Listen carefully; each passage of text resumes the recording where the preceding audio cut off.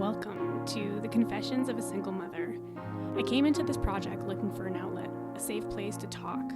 I've always found talking and connecting very therapeutic. I wanted to offer that to others facing similar experiences. So here it is, truth, raw, and it's explicit. We're in this together. We may have different stories and taken different paths, but we all want the same things. Love, health, and happiness. You are not alone. I'm Josie. I'm a single mother of two amazing girls, and these are our confessions.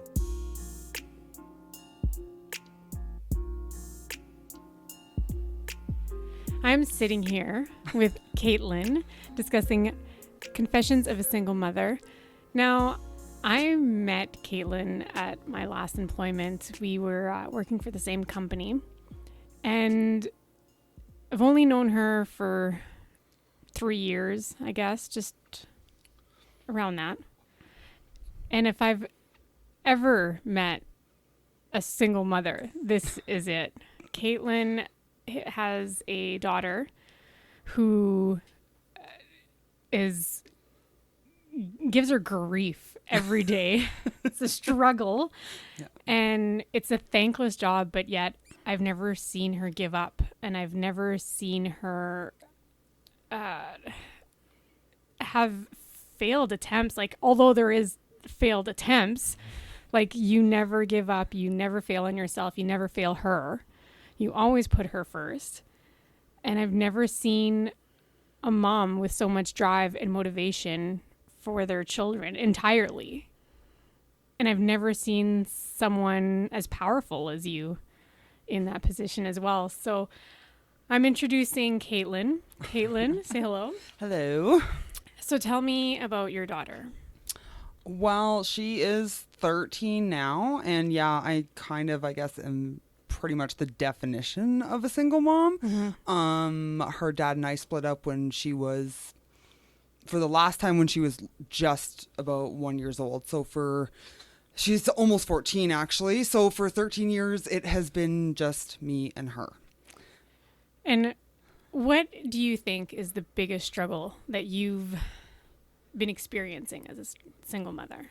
I think that I kind of had it good, and I know that sounds crazy, but I don't think you've ever had it. Yeah, that would not be like an adjective that people would use, but I think I have it good in the sense that I never really knew anything else. So it's not that I had a partner that was there and then all of a sudden wasn't. He just legitimately was never there, and even when he was there, he really was useless. So so I don't really know anything else. And it's funny because like you and other people will say like, oh my gosh, I don't know how you do it. And I don't know. I don't really even think about it like that. Like, it's not like a question of, oh, can I do this or can I make this work or whatever? Like, when it's just you don't really have another option. Mm-hmm. So, does it give me a lot of balance in my life? Absolutely not.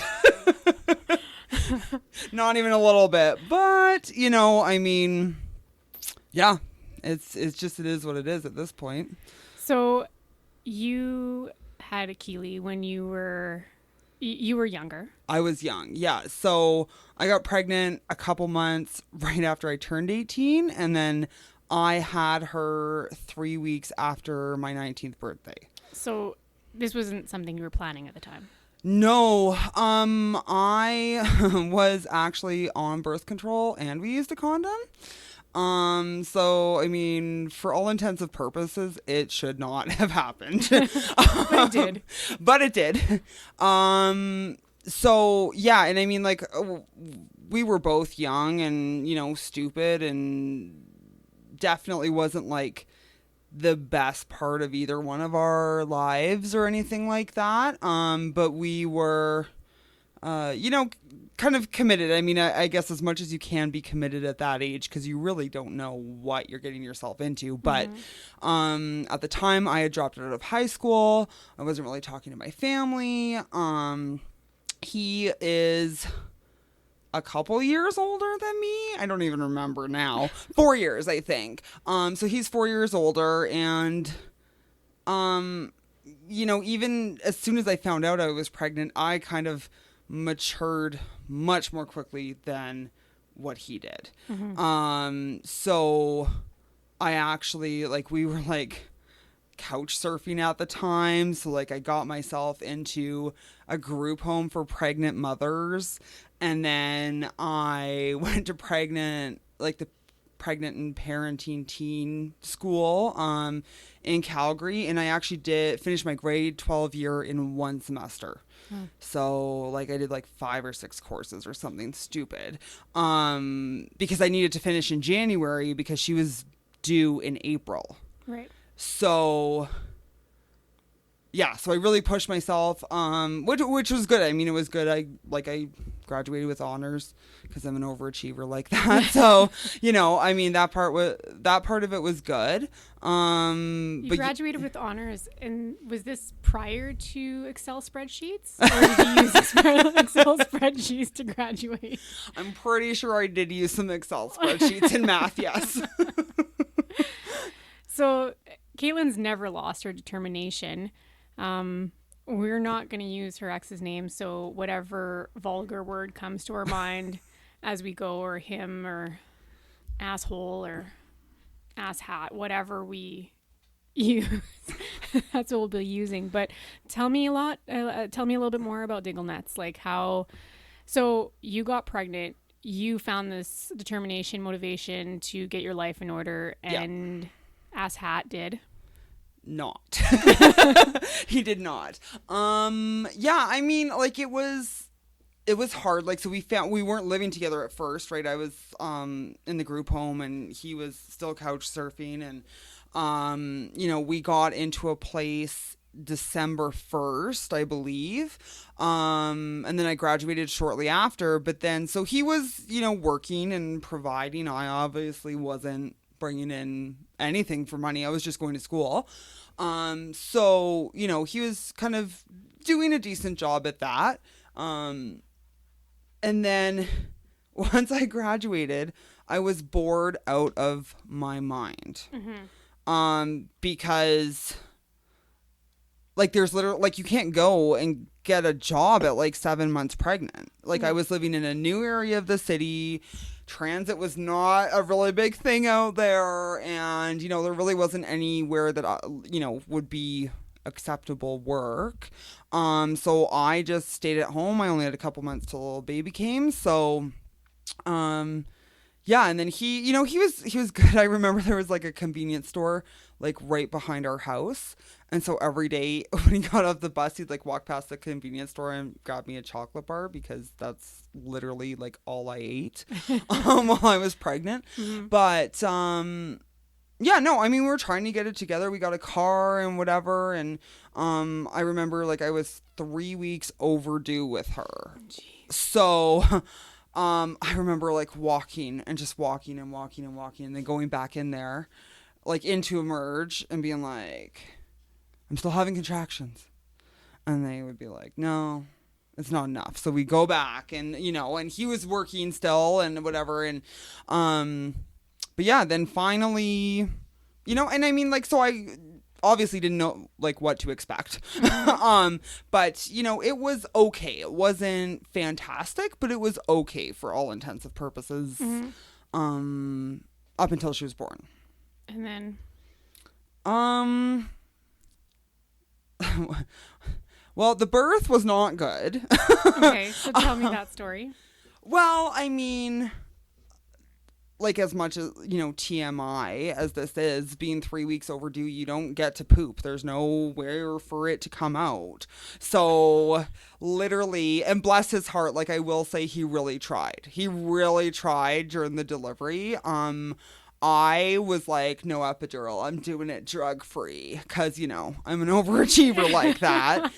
And I made it like 18 hours. And then they were like, either you're getting an epidural or a C-section. So, but like in that time, yeah, basically I was like in the shower, and then it would like loosen stuff up. And then it just like, I'd Slide poo, right out. and then yeah, and it would just be like back and forth for like hours. It was terrible, like absolutely terrible. And he tried, like he was trying, swallowing back gags and whatever, and he was trying. But yeah, so once I got the epidural, it was not too bad. Like she came out, and she was a big baby, and Do you remember what she weighed? like 8'10". Yeah, that's big baby. Or 8'11". Yeah, she was like super long. But I mean, she was 3 weeks overdue too, so she had been taking her sweet time. But yeah, and then like I don't actually remember like a lot of the birth, because I feel like after that much like pain relief and whatever, like I don't really remember a whole lot. But I do know that they wouldn't. I think I stayed there a couple days, but then right away I was home by myself because he had to go back to work. His mom was working. I wasn't at a close place in a relationship with my mom at that point. She was there for the labor and everything, but she wasn't in a position to like come and stay with me or anything like that. So I was at home by myself like from like day 3. Yeah. And again, that's, a lot of a blur. I think I remember that because I had stitches, I couldn't climb the stairs.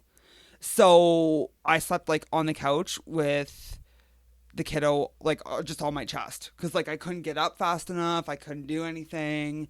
And then, so he was going to work and stuff like that, but he'd come home and I would be like covered in drool and poo and whatever, and like he wouldn't even be like, oh, can I take her so you can take a shower? Yeah. Like nothing. Yeah. There was no feeding, and I started feeding formula because like the breast milk just wasn't there, and I was like, screw this. Yeah. So I did breastfeed, like after the milk came in, I did breastfeed for a little bit, but she was so big I couldn't, like there wasn't enough. Yeah. There just wasn't enough. Yeah. So like he easily could have stepped in with like feedings or changings or something, and like even just one of each. Mm-hmm. I'm not, he was just to give you enough break to like go pee by myself or something, because I mean I was using that squirt bottle, and like peeing is it's like a 20-minute process when you got stitches down there. And I remember like I wouldn't eat any solid food. I was like living on smoothies for the first like month, because I was so scared to poo. Yeah. Like I was like, nothing solid is going in me because it's not coming out that way. Yeah, I remember that too. But yeah, so I mean, so we basically continued on like that. Obviously the relationship was strained. And like as time went on, I just, eventually got so fed up. And I was like, just get out. Yeah. Like if you're not here, like you're just here for somewhere to sleep and whatever, you know what I mean? Like you're not actually present, you're not actually doing anything. So get out. Yeah. So he did. Did he keep having a relationship with Key at that point? It was very like, as soon as he left, that was kind of when our whole court journey started. So, and I don't remember like kind of the timing of everything or whatever. Like I do know his mom was in town, so like I would take her over to see his mom, and stuff like that. But we kind of went back and forth. I mean, especially because she was so young and he didn't really know what to do with her, right? So, then I started kind of working and whatever. I was still pretty isolated and stuff like that. And, but I was like, listen, at this point I was on welfare, and I was like, this is not enough money. So I started working like on the weekends, and, when like either one of our parents had the baby or whatever. And then I think by the time she was 8 months old, I was back to work full time. Right. And I was definitely dealing with some postpartum. But nothing that was like super debilitating or anything like that. Like I think from the get-go it was like, no, I have to do this all by myself. So I didn't really let myself go there. But then with, me not really being super involved with his family, because they were, quote unquote on his side. And then my family did not like him, like, at all. So, like, had very minimal kind of conversations and access with my own family. So by the time she was almost 1, we had kind of, I guess, got into a groove where we didn't hate each other actively. Mm-hmm. And I remember, like, breaking down, I think it was like the day before her birthday or something like that, before her first birthday. Because I literally had, like, no one to have a party with. Yeah. I was like, this poor kid, like, her first birthday. And I mean, like, you know, especially as, like, your first time parent, like, you know, you want to have, like, those memories for your kid, like, of your kid, and, like, pictures and whatever. And literally there was, like, nothing. And so I kind of crumbled. And I mean, at the same time, there was always a part of me that was like, okay, since I had postpartum, and I mean, at that point I was getting a little better, so I recognized that I had it, and I was like, you know, was it really that bad? Yeah. Between us? Like, yeah. Should I have ended it? Was it mostly the postpartum talking? Like, whatever. And I mean, he was putting in more of an effort now and whatever, so I was like, oh, let's try it again. And you know, and I mean, of course, the person that he was around me was more like the person that I had dated. Mm-hmm. That's kind of like the face he chose to show to me, right? Mm-hmm. But I mean, the realities of that were very different. Like, he was kind of all talk and no action. So I mean, like, it's great to say that, like, you know, yeah, we can, you know, do this as a family, and we're gonna, you know, like, kind of grow together, and, you know, expand our careers and blah blah blah and whatever. And but then, like, I was the only one acting on that. Yeah. He wasn't acting on that. I was acting on that. And in this time, had he helped you any financial way? Oh God, no. No. So he would just show up, yes, here and there. Yeah. Spend time with you and the baby. Yeah. Would he bring diapers No. or formula, No. or was he working? Yeah. Just no financial help. I mean, I feel like he has always kind of been of the mindset that if he does not have uninhibited access to the child whenever he wants, that he should not have to pay. Right. And that, you know, that belief remains to this day. Yeah. And I mean, but at the time I was making good money, and I had child tax and whatever. And I mean, he was like renting a room from someone or something like that. Right. So like, he was paying his own rent and whatever too. So I was just like, hey, whatever. But yeah, so he was very much on board with us being back together. I very quickly realized that it was not, in fact, the postpartum that caused me to part ways. It was just common sense. And so there were some pretty astronomical blowouts. And so how long did you guys get back together? Oh gosh, like 3 months maybe. And did he move back in? Yes. Okay. Yes. So you guys were like, he had moved by the back horn, in. like, let's do this. Like, yeah. So we kind of, like, her birthday was in April. So we kind of started, like, exploring things. I would say by like May or June, he was moved back in. And then by like maybe August, he was out again. It was done. Right. Yeah. And so he like showed up at my house and like kicked in my door the one time, and like he really just lost it. Like, what was his motivation? Like, what, kicking down your door to see the baby, kicking down the door to see you, just to fuck with me, just because I told him that, like, okay, we're done, like, again, you need to leave, and that's not what he wanted. So he'd kick down your door and say what to you? You know, I don't even really remember. Like, I remember him kicking in my door. I remember child services showing up, and being like, it's your job to protect your child. Mm-hmm. So if you can't do that, we're going to take her. Mm-hmm. And I was like, well, he kicked in my door. So, like, I didn't open the door. I didn't provide him with access. He kicked it down. Well, then maybe you need to move. Well, that makes an easy task for a single mother. Yeah. It was, like, in low-income housing and whatever. So, yeah. So, I kind of just, like... we're kind of back in court again and whatever, back and forth. And, push came to shove. And I decided that I was going to go to Ontario. Yeah. So you have family in Ontario. Yeah. So my parents were originally from Ontario. I had not, like, all my cousins, aunts, uncles, grandmas, whatever, everyone was out there. So I decided to go, and I didn't know how long I was going to be there for. I did not have any plans, like solid plans. But I literally packed up, like, my entire townhouse in the span of maybe 2 weeks, and, like, sold everything I could, packed up some suitcases, and sold my car for plane tickets, and we left. Because it was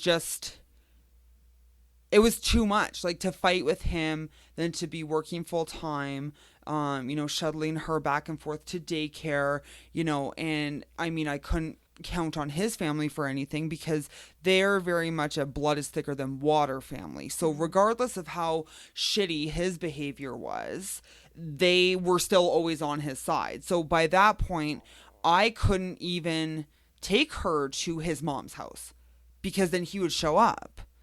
And at that point, I believe I had a protection order, and, like, I don't even think that he was seeing her, like, our daughter at that point. So you had a protection order. Did it involve Keely as well? I can't remember. We've had a couple over the years, and I think that one might have actually involved her. But generally speaking, I mean, protection orders are kind of difficult because, I mean, unless you can prove that, like, that parent was, initiating violence specifically towards the child, then usually they're not included in that. Usually parenting access is separate from that. Right. But yeah, so basically we packed up and we left. And I got a lawyer, and he signed paperwork so I could stay out there. Yeah. And yeah, and it was a quiet couple of years, to be honest. Like, she, we went to mom's groups, and we were living in a small town out there. So it was like, we could walk everywhere and, go to the library and whatever. And, it was... So you're living with who out there? I got a place by myself, actually. Okay. So yeah, so it was just me and her, and and then we saw my family for holidays and all that stuff, and yeah, and I mean, she got to know, like, I got to know cousins and stuff that I really hadn't ever spent a lot of time with, and she obviously got to meet everyone and whatever, and yeah, and I mean, so everything was, for all intents and purposes, everything was good, until she went to kindergarten, and then I kind of got a little restless, because, like I've mentioned before, I'm an overachiever, and I had really just stayed at home with her for 3 years. And I wasn't really doing anything. And I wasn't really, and I mean, she was getting more independent now. And they start kindergarten like a year earlier out there. So, she was going to kindergarten and stuff. And, there was nothing for me to do anymore. So I decided that we were going to move back to Calgary. So yeah, like, we moved back, and, did he know you were coming back? No. So his involvement with her when we were out there, he had, like, the rights to phone access with her, which he did not exercise. He had the right to, like, come out and visit her and stuff like that, which he really, for the most part, didn't access. He saw her once. So he went to Ontario once. Yeah. So, but by this point, he was 4 years in arrears with maintenance.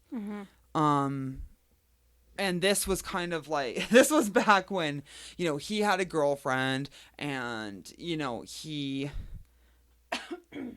wasn't as much of like an off the books ghost, I guess, right? Like, so he still had, a bank account and credit cards and a license and whatever, right? So he actually had stuff to lose, at that point. And so he was very much on the outs, and even his girlfriend, because I believe at some point, like, her bank account actually got emptied out by maintenance. And I remember her calling me, ranting and raving, and I was like, I've been telling you for years that he owes me a buttload of money. Yeah. What did you think was going to happen when you have a joint account with him? Yeah. Like, at some point, it's gonna catch up. So I guess they did their taxes together once or something like that. Anyways, they emptied out her bank account or whatever. But yeah, so I mean, the relationship between him and I was quite strained. And his girlfriends have always, now I say girlfriends because I believe, like, at this point we're on like number 4 or 5 of his, quote unquote forever loves. Right. But like they, and especially that one when we lived in Ontario, she would just call me up and be like, you want him. Like, I know that you want him. I know you're trying to get him back. I'm like, I legit just moved across the fucking country to get away from him. But you think that that's some sort of foreplay? Yeah. Like, I'm not sure. I don't know. Am I missing here? Yeah, I don't know what kind of relationship you guys have, but yeah. So like, it just like super, super bizarre and just very strange. Yeah. So like when I moved back to Calgary, I did not tell him at first. Yeah. But then I got really paranoid because I mean, like, listen, as much as Calgary's a big city, it's not really. And people know each other. And I knew that it would be kind of like 100% worse for him to just run into me one day. And it was like not good for my anxiety either. So I was like, okay, whatever. So I contacted him, started bringing her around a little bit. And I mean, it was okay at the beginning. And I mean, this is kind of when our cycle, like the circle of life or whatever, kind of established. So she would have been 5. And so usually it would be like he would, be super agreeable. Oh yeah, like, it's nice to see you guys. Like, I just want to see you, just want to hang out, whatever, blah, blah, blah. So, I would do that. We'd do that. And then he'd want a little bit more, he'd want a little bit more. Then he'd want to take her like by himself, and he'd want to do this and he'd want to do that. And then as I, had to say no to that, well, the second you say no, then that's it. Then he's volatile. Then he gets like super demanding, and then he gets, because he just, at the end of the day, he just doesn't want to be told what to do or what not to do in any sense, like from anybody. That is just, how he is. But you were really supportive of this sometimes as well, because there was a few times, I know that you've told me there's a few times that he would bring her out of town to see his family. Yeah. And you would actually finance that. Yeah, like I would be okay with it. And I mean, that's the thing is, like, as much as he would probably say the exact opposite, I'm not one of those parents that's like, screw you, I'm gonna, punish you by not letting you see our child. Like, it is not her fault that I picked a douchebag to have a baby with. Like, that is still her dad. And so, yeah, like, there were times for sure when, when I felt it was in her best interest that I definitely did try and foster that relationship. To the point where you were giving him gas money to get to his family's house in Edmonton. Yeah, he wanted to take her up there to visit them. And I gave him gas money, and like, it's really, looking back now, it's to like I would still do the same things again. I like I've never changed my stance on like, you know, why I've done the things I've done or whatever. But I mean, like, I wish that it hadn't have escalated. Right. Like, because, you know, I do think that, like, even as much as we weren't getting along when she was younger, I mean, at least she did still have access to both of her parents. Which at this point is not the case. Right. So. Okay, so you're back in Calgary. Mm-hmm. So at this point, you've told him, I'm back. So he's showing interest in spending time with her. Mm-hmm. And how does that roll out?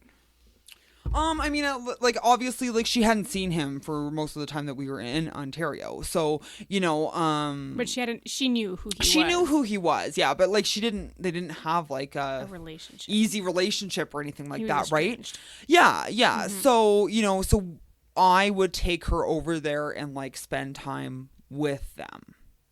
Did he have a girlfriend, and would you like have to sit there and? I don't think he did, because I think he had split up from the one that he had when I was in Ontario. Okay. By that point, right? So, was there ever did he ever make advances on trying to? I mean, I'm sure a couple of times, but I think that I was. So much time had gone by by that point that it wasn't really any serious advances. Because I think we both kind of knew. And I mean, he still held a lot of resentment towards me for taking her to Ontario. Right. So there wasn't really much attempts at rekindling anything. No. Okay. So I'm just a side note here. When Kaitlyn makes up her mind about something, there's no changing it. Yeah, pretty much. Yeah. So. Yeah. And I mean, like, I'm sure, like, being a single, because I mean, nobody, like, I will say this: when we first split up, never in my mind did I think that I would be a single parent for any long duration of time. Like, that just wasn't even a thing that crossed my mind. I was young. I had dated before him. I figured I'll date after him. Like, it never had crossed my mind. I mean, obviously that you're like, next. And the next one still has yet to come. Yeah. So, I mean, I think at the 10-year mark is when it really hit me that, like, you know, as much as as much as I had, you know, casually seen other men, nothing that ever actually, like, manifested into anything.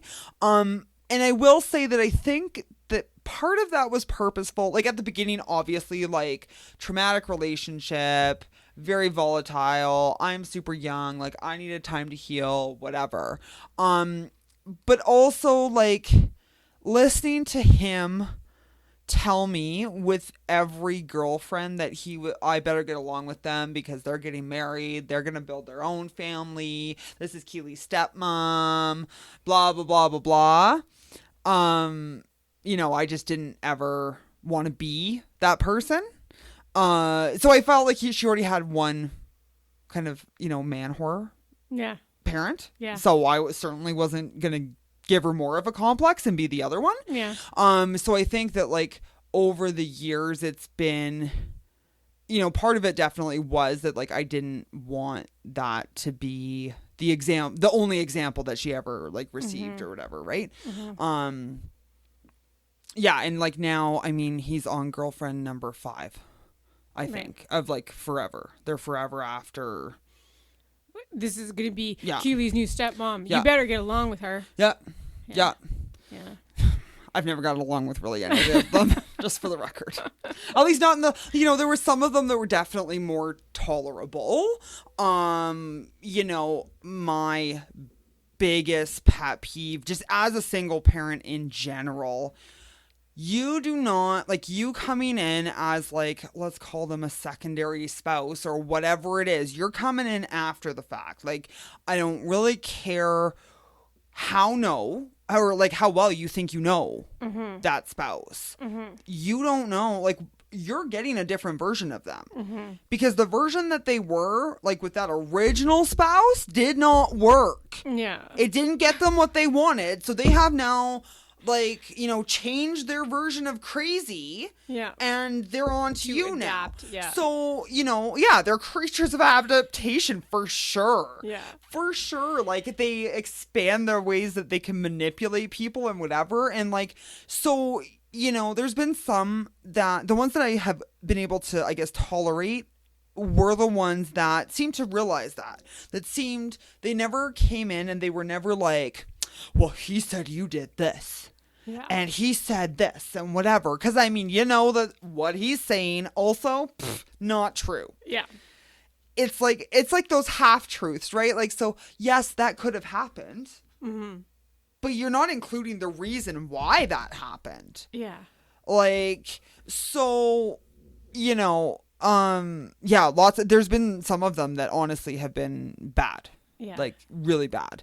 And but just in general, like, I don't understand. And, like, single moms out there, or ladies that are dating men with children, do not think you know what happened between that man and his ex.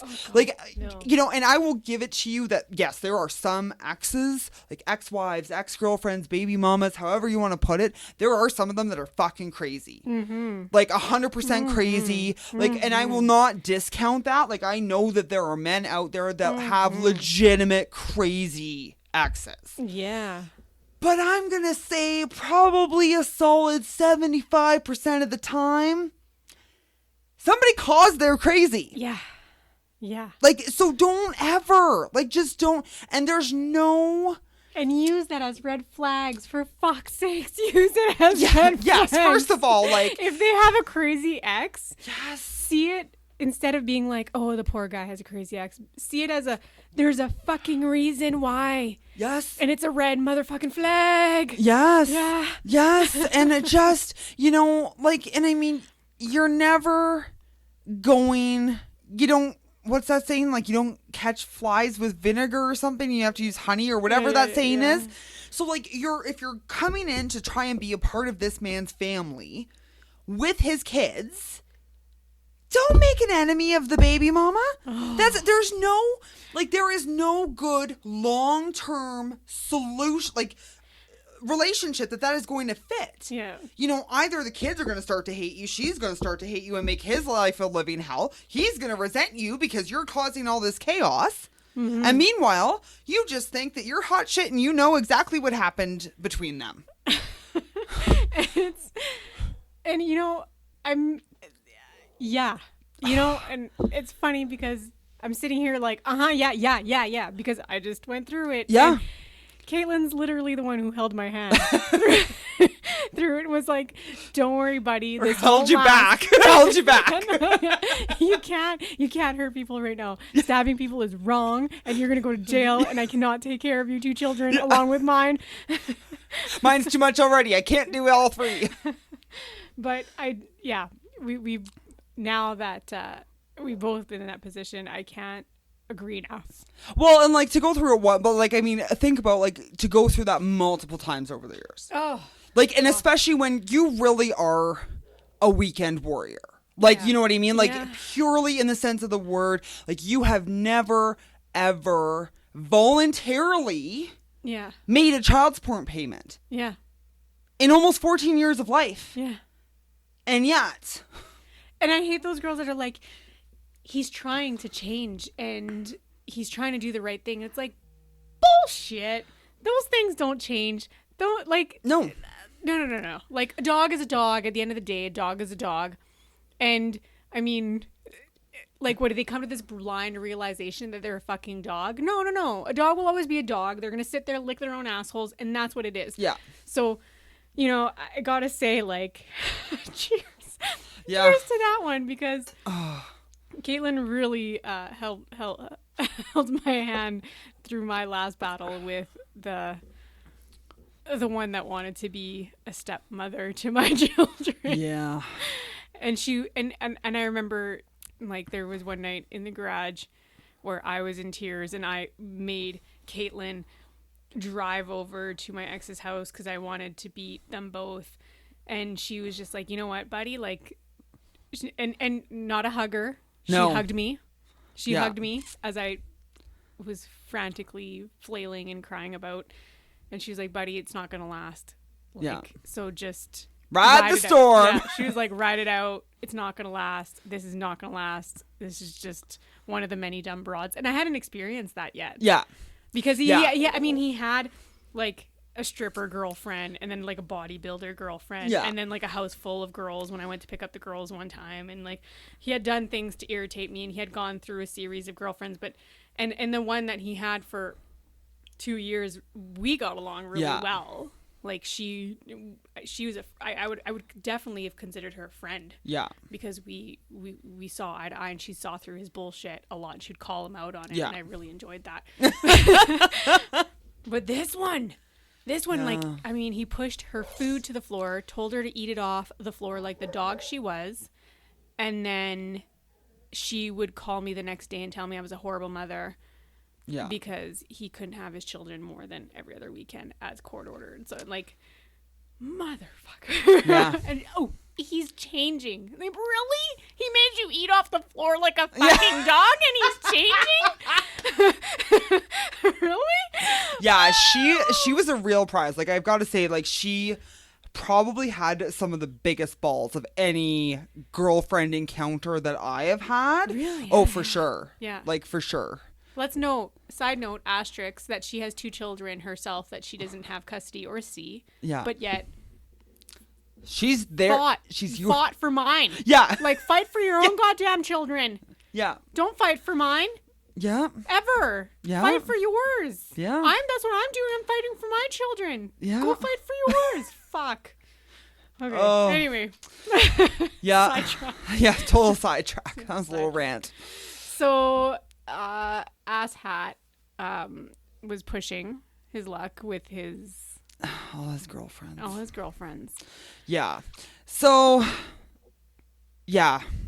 I mean... I can't believe you had to deal with that more than once. Because, like, seriously, I'd have a fucking nervous breakdown. Yeah, there's to deal with that so shit many. Again. Yeah, so, I mean, at that point, obviously, he got another new girlfriend. And, I was still trying to kind of keep short rein, or, like, limit his...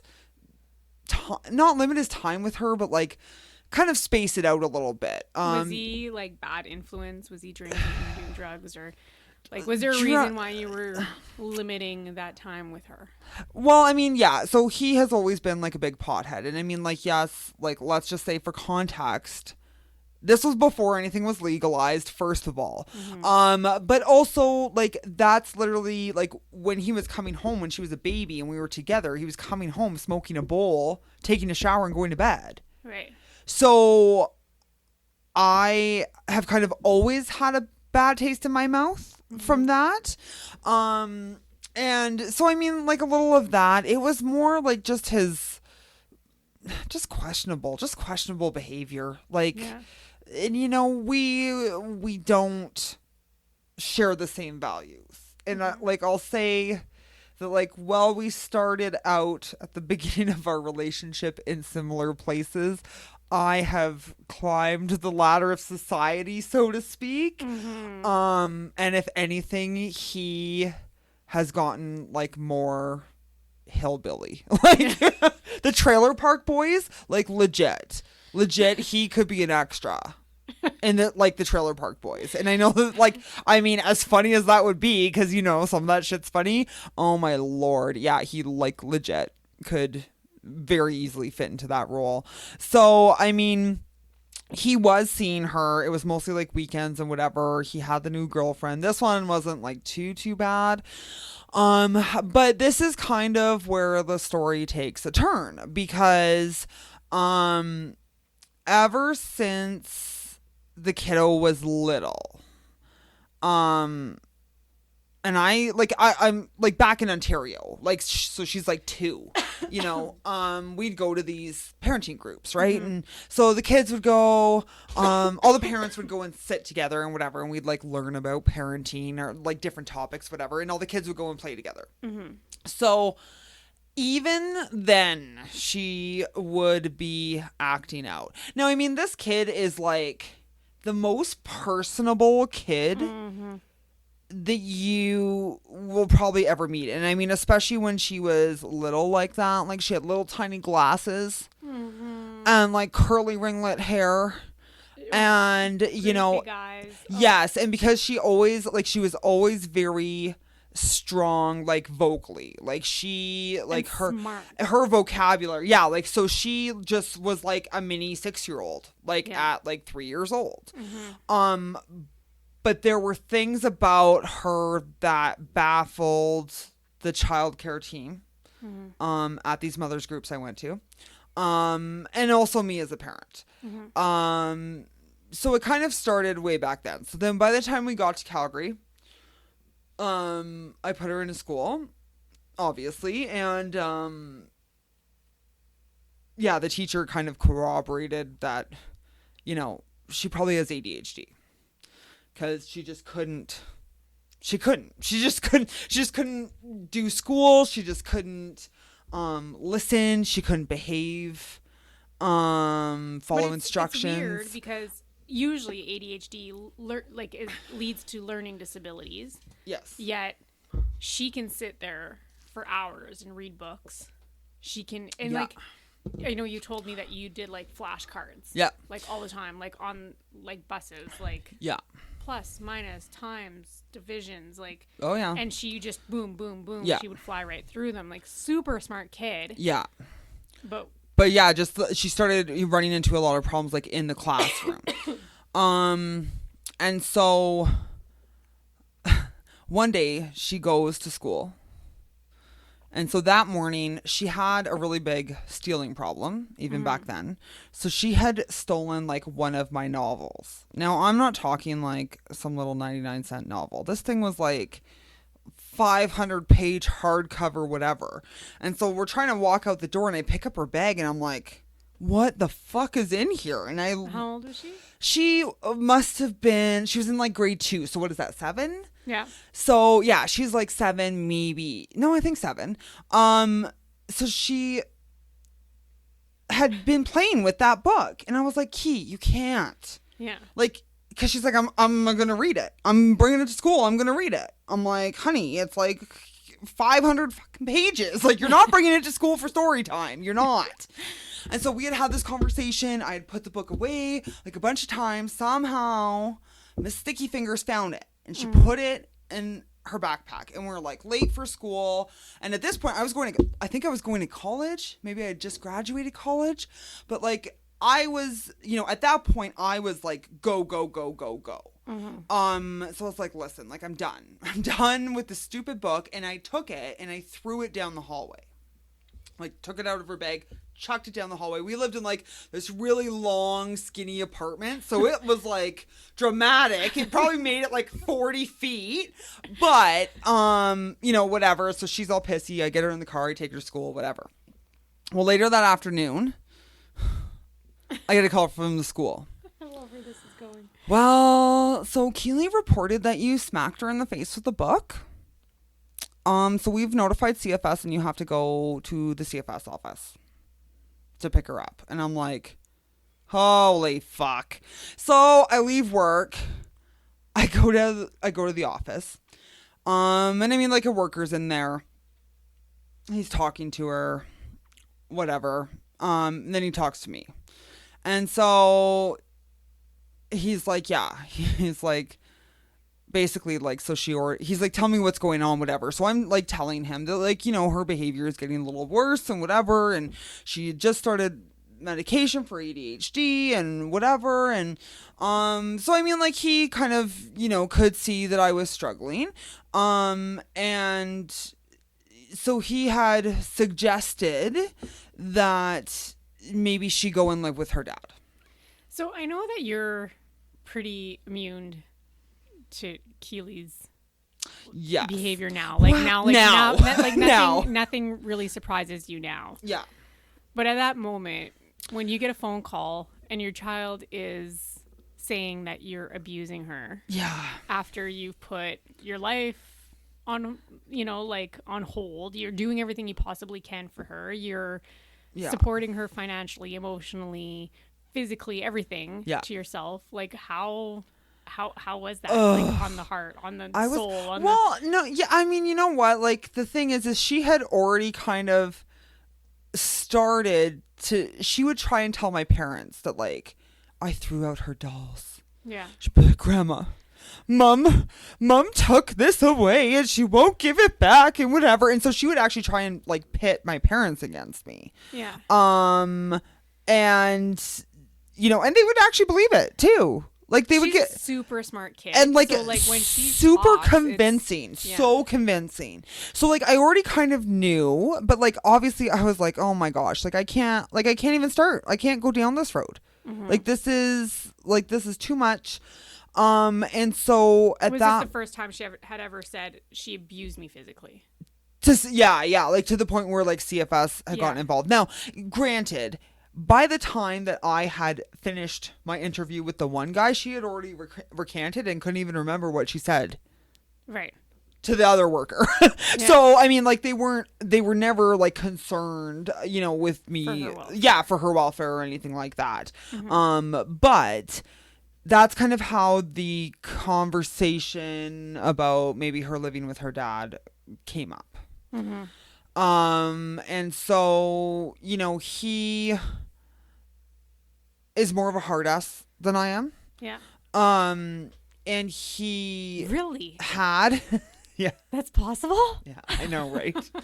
But no, he had like ADHD as a child and whatever. So, I mean, again, going back to that whole, like, I have to do what's best for my child mentality. Mm-hmm. We kind of decided that she would go, and live with him as kind of on like a trial basis. Mm-hmm. And he was game on this. Like he was game. Yeah, he was game. He's like, no, I'll whip her into shape, blah, blah, blah, whatever. Okay. And I mean, because the thing is like you have to kind of think that I have been like an honor roll student since I was in kindergarten. Like, I don't have problems in class. I don't have, like, none of that is a thing for me. And that's not a thing that was easy for me to even comprehend. Because that was never even on my radar, right? Like, so, whereas for him, he's definitely more kind of down that troubled road, so to speak. So, so she went to go and live with him. Mm-hmm. In that span, like, I moved, I changed careers, kind of did all this stuff. I would have her every... Slap in the face, you had to pay him child support. Yes. So the only time that money has regularly crossed hands in this child's whole entire life is when I had to pay that fool child support. Right. But yeah, no, and then it really just started breaking down. Right. She would come to my place on the weekends crying, and she'd be like, don't send me back. I don't want to go back. Whatever. And then he, I didn't want to just take her and keep her and just not bring her back. Mm-hmm. Because I did want them, like, I knew that would kind of be like the end of any, like, decent relationship that we could foster, between parents and whatever. So I had to go back to court. So I start the court process, I'll say. Mm-hmm. And going back to court. And I mean, this was after she had maybe been there for like 8 months. Right. So I start the court process, and then actually, he missed, so he showed up to the first court date, and he's like, I want her to have her own lawyer. She needs to have like a child advocate. So the judge was like, okay, fine. You guys split the cost. We'll get one through legal aid. No problems. So, but he was supposed to arrange it. Well, he doesn't arrange it. And there's no call, and there's no call. And our court date is coming up. And I'm like, what the fuck? Yeah. So I had to call and arrange everything. Of course. And then so he literally just stopped. He wouldn't talk to the lawyer. He wouldn't talk to me. He wouldn't like nothing. And then all of a sudden, were you seeing Keely regularly through this? It was more sporadic at that point. Because he wasn't being compliant. Yeah, wasn't being compliant. So then towards like the middle of this court process, Child Services contacts me and says, "Well, we need you to come and pick her up." I'm like, "What are you talking about?" They're like, "Well, isn't she in your care?" And I was like, "Well, no, like I'm trying to get her back in my care. I'm literally going to court." Mm-hmm. And they're like, "Oh no, it's fine. Like you don't really like, we'll help you get her back."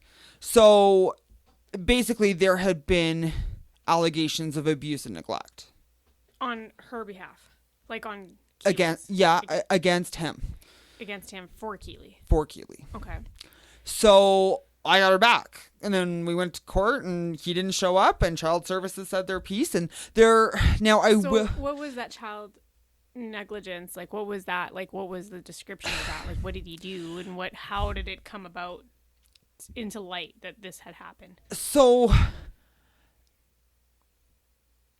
Child Services, if they can apprehend the child and get them into like a safe place basically right away, and they don't have, then usually they don't do a full investigation.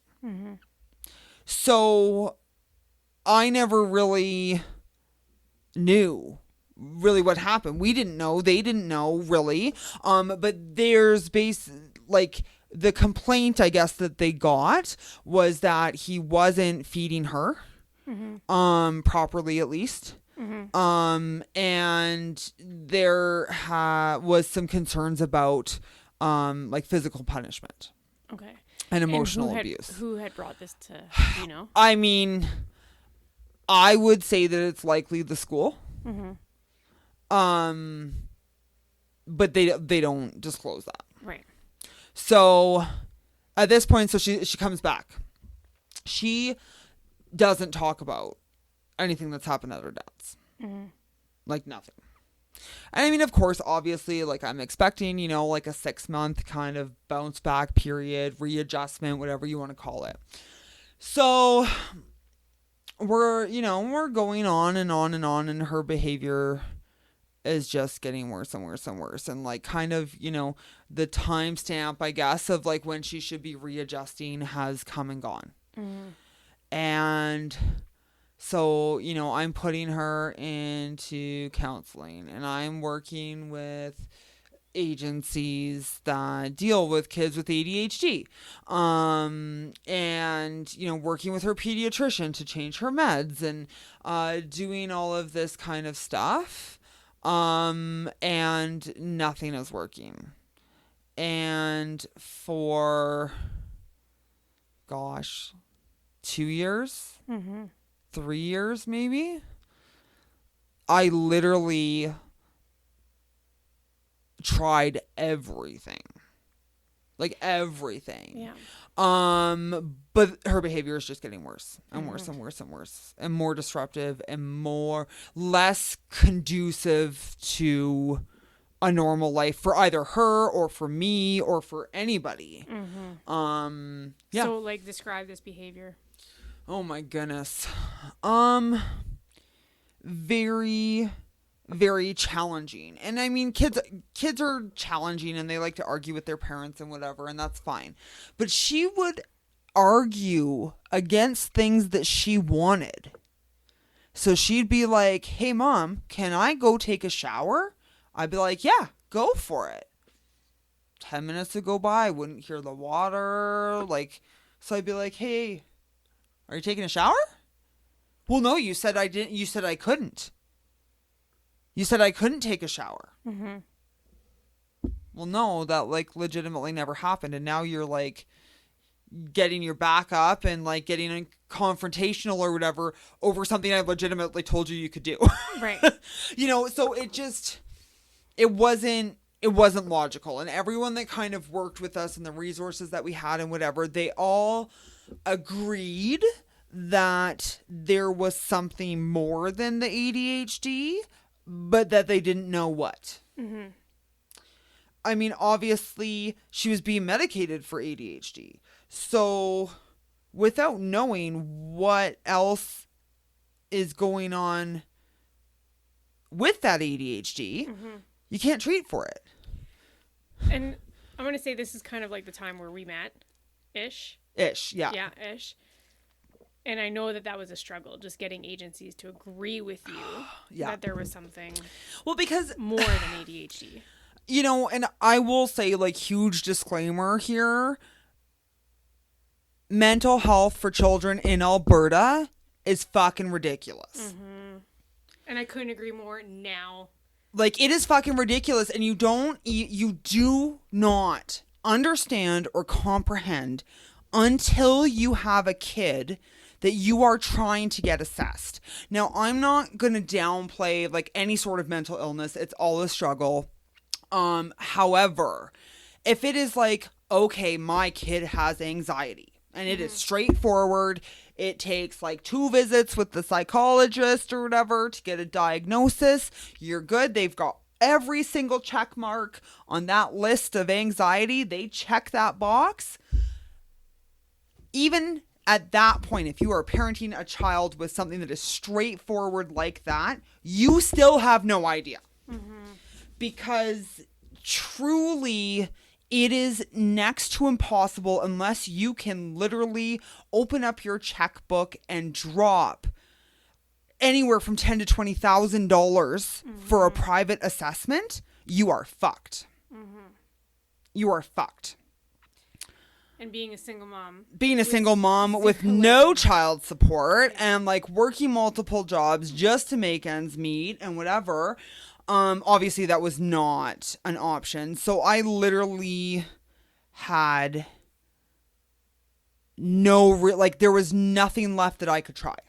But I remember you saying, I remember this conversation we had, and it was like obviously years ago now, but you were saying there's something wrong with Keely more than this ADHD. Yeah. And every time I go and I tell somebody that, they tell me I'm wrong because Keely is so smart. She's so, she converses like so well and she's personable and she'll sit down with you. And every time I've sat down with her, she's funny, she's smart, she does, you know, she's, so she's very extremely personable.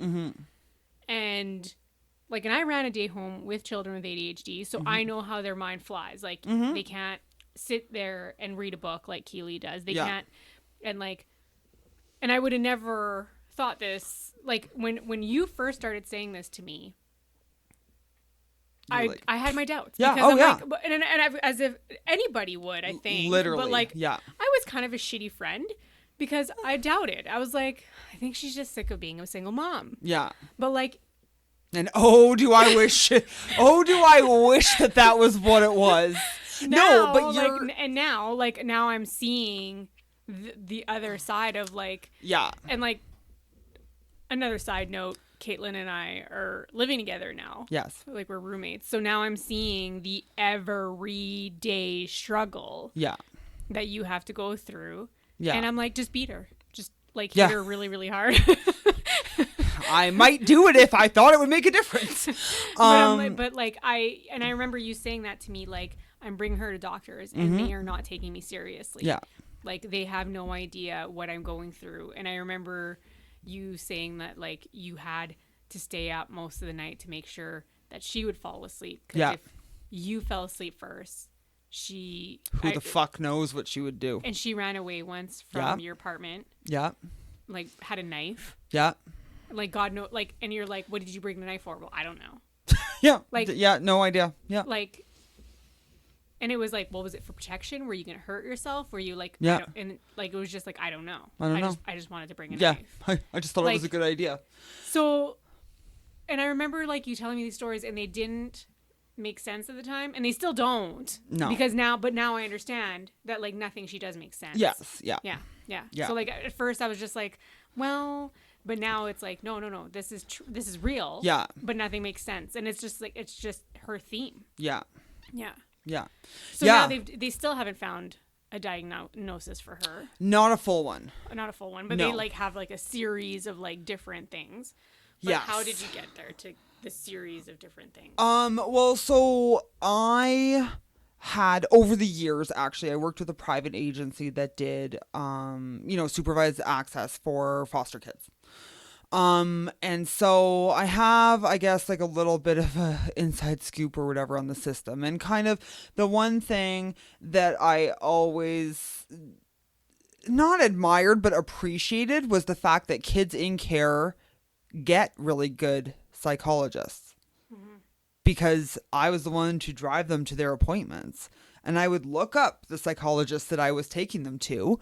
And like, it would be like, oh, voted number 2 in Calgary. Like, oh, they did like 15 years at, all these, the University of Uzbekistan and whatever. And like all this stuff. Yeah. Like just crazy, like specialized ones. Right. So that was the one thing that I knew. And so I literally was at my wit's end. I was like barely working at that point because I just couldn't with her. And so I went to child services and I refused to take her home with me.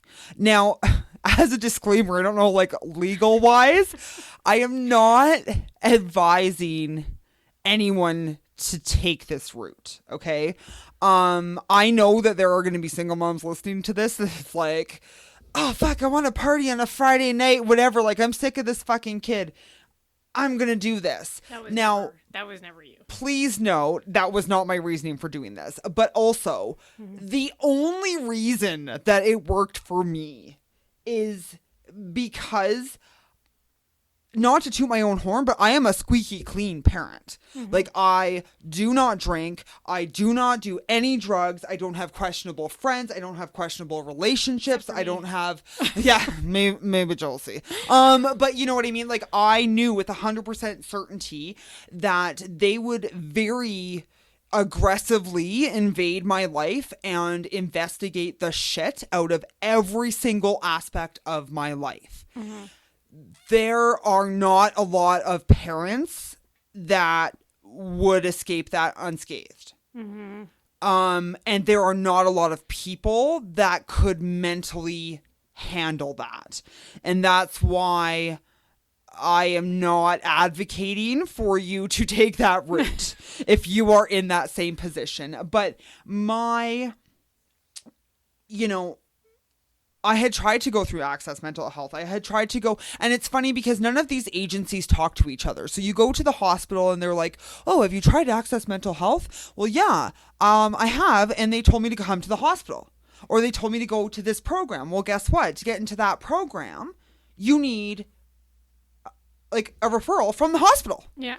So, but none of them know. Like, none of them talk to each other. None of them so are like, hey, I'm sending my client, no, Kaitlyn and Keely over and they here. don't even know. They don't even know how. Like, they'll be like, oh, have you ever seen Woods Homes? Have you Googled that? Well, yeah, I have. And guess what? The program that she needs, she can't get into. Yeah. Without your guys' referral. Yeah. And I'd love to say that, children's mental health is getting better in Alberta, but it's not, because I literally still go through the same thing 3 years later that I went through at the very beginning. And I mean, we have, numerous hospital visits and doctors and specialists and whatever, and it all shows up on AHS's website. And guess what? Every time I walk in there with her, it is still the same. Oh, well, have you talked to your pediatrician before? Yeah, I have. Yeah. But, so I literally took her into the CFS office and I was like, this is what school she goes to. This is what's happening. She needs help. She needs a psychological assessment, and I can't get her one. So I know that if she goes into care, you guys will have to get her one. And they straight up, like, they were like, oh, well, we're going to have to terminate your rights. We're going to have to do this. We're going to have to do that and whatever. And basically to try and scary. They basically made it scary. And I called their bluff and I was like, I don't care what you need to do. Yeah. You're going to get this kid help because nobody's listening to me.